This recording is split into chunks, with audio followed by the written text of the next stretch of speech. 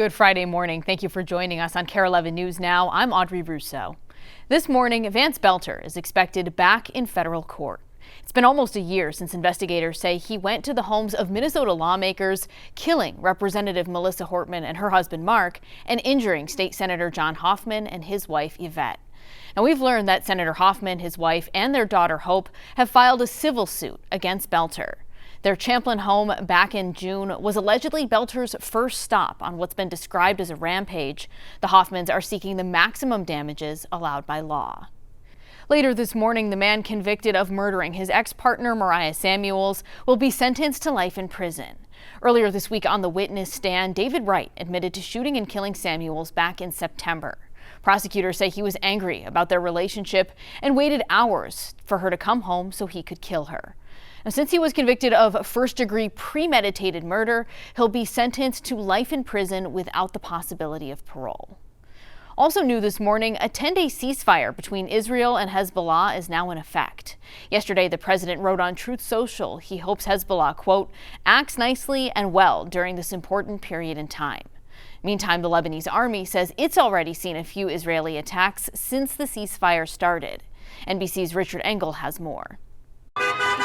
It's a scene that's become increasingly rare in the Middle East. There were massive celebrations in Beirut for peace after Israel and Lebanon agreed to a 10-day ceasefire at the stroke of midnight local time last night. President Trump announced the agreement between Israeli Prime Minister Netanyahu and Lebanon's President Joseph Aoun. It's very exciting. With Lebanon, it's very exciting. Tens of thousands of Lebanese immediately began heading south to see what's left of their homes after 6 weeks of intense Israeli bombardment, targeting, Israel says, the militant group Hezbollah. Before and after satellite images show the extent of the damage, with several Lebanese villages effectively flattened. The Lebanese army this morning was out fixing bridges to allow the 1.2 million Lebanese civilians displaced by the fightings to return to their homes. President Trump said a deal with Iran is coming next, and soon. The war in Iran is going along swimmingly. We can do whatever we want. And it should be ending pretty soon. It was perfect. I mean, it's perfect. We will be escorting you to your next port of call. While the U.S. military is still enforcing a blockade of Iran's ports, the ceasefire in Lebanon does improve the likelihood of a peace deal with Iran, the reopening of Hormuz, and lowering gas prices. Iran has long said there can be no deal with Washington without a truce in Lebanon. But serious challenges remain. Prime Minister Netanyahu said thousands of Israeli troops, which invaded Lebanon last month, will remain in the country until Hezbollah is disarmed. And Hezbollah, which says it will abide by the ceasefire, also says as long as Israeli troops are in Lebanon, the group has the right to resist them. Crude oil prices tumbled 10% this morning as President Trump and Iran's foreign minister confirm the Strait of Hormuz is now completely open to all commercial vessels for the remaining period of the ceasefire.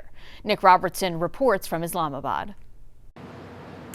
Yeah, we've just seen a tweet from the foreign minister of Iran, one of the sort of principal negotiators, and of course he's been in conversations with the Pakistan mediating team that's been in Tehran now for going into their third day. And what the foreign minister says, this really it seems to be a positive development. He says, in line with the ceasefire in Lebanon, remember we talked about that yesterday as being an important component to get the Iranians to move along and soften their position. He says, in line with the ceasefire in Lebanon, the passage for all commercial vessels through the Strait of Hormuz is declared completely open for the remaining period of the ceasefire. Not clear if he means the US-Iran ceasefire, which expires in a little under 5 days, or if he means the Lebanon ceasefire, which has a period of 10 days to run. And he goes on to say, on the coordinated routes, as already announced by the Ports of Maritime Organization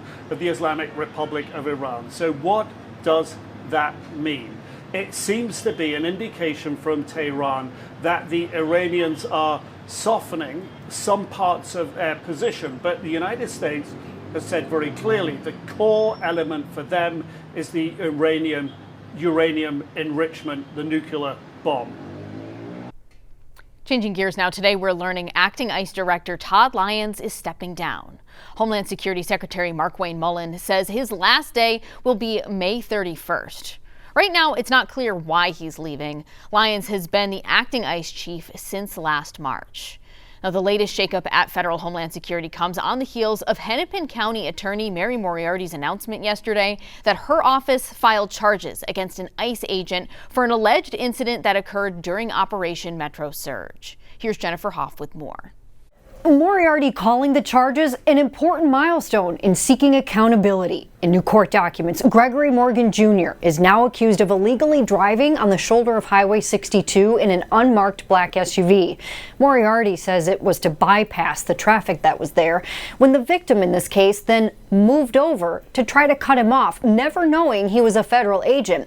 When the victim moved back into the legal lane, Moriarty says Morgan then sped up alongside that vehicle, opened his window, and pointed a gun at the driver and passenger. The documents show the agent admitted to all of this in an interview with the State Patrol, claiming he, quote, feared for his safety. There's no legal defense there that would allow them, even if they thought the driver was trying to cut them off, the driver had already pulled in to the legal lane. Moriarty says she's hopeful Morgan will now turn himself in, but it's unclear where he's living or if he even still works for ICE. The agency didn't respond to our request for comment, but former Border Commander Greg Bovino tweeted, calling Moriarty a DEI hire who enables illegal aliens. Back to you. A bill overturning a ban on mining near the Boundary Waters is heading to President Trump's desk. The 50-49 Senate vote could clear the way for a South American company to potentially tap into undeveloped nickel and copper mines in the northern part of the state. Ahead of the vote, lawmakers heard from Minnesota Senator Tina Smith, who led the effort to preserve the ban. Whatever the outcome of this vote this afternoon, that we will not stop fighting and we will not stop our work to protect the Boundary Waters. Of all the places that we have in this country, this place has such special meaning. It is a sacred place, and we will never stop defending it. Now, that ban protected more than 225,000 acres of the Superior National Forest. Republican Congressman Pete Stauber, who represents the northeastern portion of Minnesota, introduced the resolution. Following the vote, he called it, quote, a major victory for America and the 8th District, adding, mining is our past, our present, and our future, and the future looks bright. One Republican broke ranks, joining Democrats in opposition. Any proposed project, though, would still have to go through many hurdles and environmental reviews, which would likely take years to complete. Now, some say they welcome the economic opportunities, but others say it will endanger the wilderness area. Minneapolis is getting ready to turn purple in a big way this summer. The city just announced plans for a community sing-along downtown in June. Here's Sammy Selena. From the skyline to the streets. Prince is so emblematic of everything Minneapolis. A decade after death, his mark is everywhere. And 10 years ago, I remember the city came together in a beautiful way just outside of First Ave. Prince had died.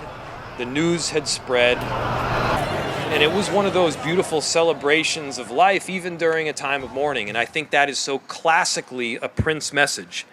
And this June, we're excited to bring that same kind of vibe back. Mayor Jacob Fry and city leaders announced there will be a citywide celebration of Prince June 3rd through the 7th, with a massive block party below the Prince mural that Saturday. What we're talking about is a massive sing-along.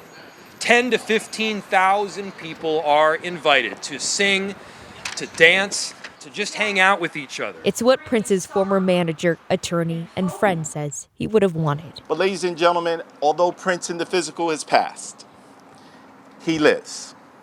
Prince lives today. Nowadays, Londell McMillan is the co-manager of Prince Legacy and Paisley Park. The main goal of everything that's happening with Prince Celebration in June is truly to celebrate Prince and use his core values and creativity to bring people together, to love each other, to preserve his legacy. The park itself will be holding events as part of the celebration, but throughout the city there will be numerous concerts, shows, and experiences. Well, we all want to make him proud. and we just want to share his love and his light and his creativity that he left here on Earth. But before the big party, Paisley Park will be hosting a celebration and remembrance of Prince's life on the 10-year anniversary of his death. That's on Tuesday. Sammy Solina, KARE 11 News. Stick with us. More news and weather is coming up after the break.